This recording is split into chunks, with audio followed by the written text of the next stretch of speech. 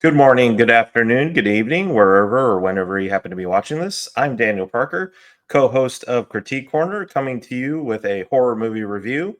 Haven't done one of these in a while, so I figured I'd get back into it again, especially since this week we're not having a live show because DB is on a business trip. And yes, he is on a business trip. He's not making an excuse to get out of reviewing a horror movie. Uh, but before I get into said review, I hope you don't mind if I take a moment to do a little do a little shilling here. So, Guardian Angel Part Two is still funding on Indiegogo. We've got 13 days left on the campaign. We're just under $3,000 funded, with another 1,075 to go. If you haven't backed the campaign yet, please do so. The link to the campaign will be in the description down below. And so, yeah, without that out of the way, let's get into our horror movie review, which is it's an interesting one. I've been meaning to watch it and for a while, and hopefully, I'll get some more attention on it for those of you who probably never heard of it, and that is April Fool's Day. So, uh, by the way, there will be spoilers in this review. So, if you have not seen this movie yet and you want to watch it, uh, please, click off of it, go watch it, come back later, because there is a major twist in this movie that uh, you'll probably see it coming, given, let's just say, you'll see it come, might see it coming given the title of the movie. But if you don't see it coming though, but if you don't see it coming, just come back and watch my review of it after you've watched the movie. And I figured this was an apt movie to watch, considering this video is coming up on April 2nd. I watched this movie last night on April the 1st, so on April Fool's Day. So the movie is about has kind of a slasher movie setup, where you've got 9 college students are all going to their friend's house, who she lives in this kind of I want to say abandoned, but definitely an old, like, mansion style house out in a kind of a remote island. And well, it's remote because you have to take a ferry to get over there. And sometimes the ferry doesn't go there on the weekends.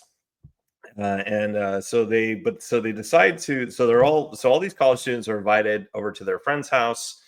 Their friend, Muffy, and Muffy obviously comes from a very, wealthy family, and she's got all of these, very, very much white collar friends, who she all goes to college with. And of course, they happen to go over there on April Fool's Day.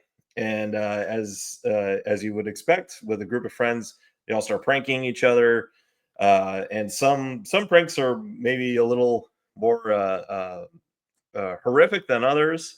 But what ends up happening is they all get stuck there, and people start dying. Let's just say that, a lot of the bodies start dropping. And so they have to figure out, like, okay, well, how are they going to get off the island?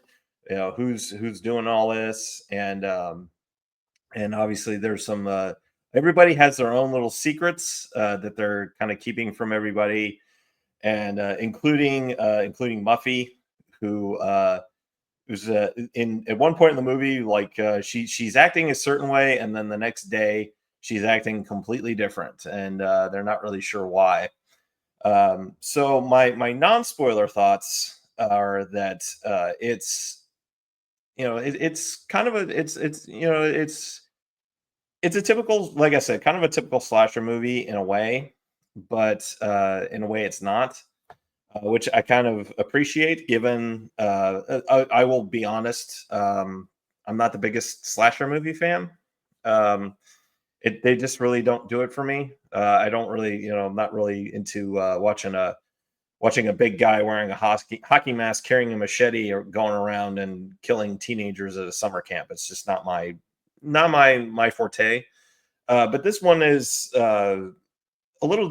I would say more my speed, given the overall kind of vibe of the movie and the just the way the characters are and the way they interact with each other. It's a little bit, it's better for me to watch, I will say. So I would say if you haven't seen this movie yet, definitely go watch it. It's currently on Shutter, and yeah, so I mean, it's a decent enough horror movie. It's actually not that violent. Now that I think about it, most of the violence happens off screen, and so it's really not. It's not gory or anything like that. But yeah, I mean, it's uh, good enough of a movie for that people will enjoy it. Okay, so spoilers in 5, 4, 3, 2, 1. So the ending of the movie, uh, once when all of the guests are dead except for our final two, uh, who are that which would be let me see, their names are uh, Rob, the guy Rob, and Kit, and that's the boy and the girl. Kit's the girl, and it's just the two of them left. They find out that Muffy actually has a twin sister, identical twin sister named Buffy, and that's why Muffy acts very differently than the following day than she did the night before when they all arrived. And she's the one who's going around killing everybody. And I should also mention one of the guests in the group is actually Tom Wilson from who played Biff from Back to the Future. But anyway, um, they all once they're all dead, uh, that's when Kit discovers the truth that it was all an act. It was all a prank. Nobody's dead. Everybody's still very much alive. And it's basically the whole thing was Muffy had this idea to turn her this cottage mansion type house on this remote island and turning it into a kind of a what did she call it? Kind of like a an acting kind of hotel place where you stay there, but you're immersed in a story basically. And now whether or not the house guests or all of the house guests are in on it, it would be another story. But that's she was kind of doing it as a test to see if she could pull it off. And of course, none of the people who were there, none of the other guests, like they didn't know what was going on until they, quote unquote, died. So I know, I know a lot of people would probably be kind of be upset about that ending, but it fits. It fits. I mean, the movie's it's April Fool's Day. The movie's taking place on April Fool's Day, and for basically the movie is pranking the audience. not just the characters in the movie, but pranking the audience. So it's actually kind of brilliant in that way. So if you're upset by the ending, just maybe keep that in mind. But yeah, I mean I think that's what did it for me with this movie was the ending. It kind of went from being like okay, silly kind of almost well, not almost, but kind of a horror comedy to being a like just straight up like, oh, that's it's actually really clever. But yeah, I think I've said all I need to say for this movie. Like I said, go check it out. It's on Shutter for now.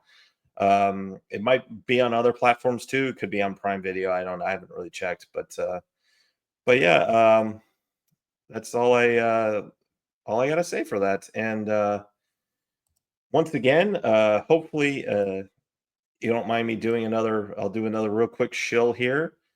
Uh, again, Guardian Angel Part 2 is on Indiegogo right now. Link is in the description down below if you have not backed the campaign yet.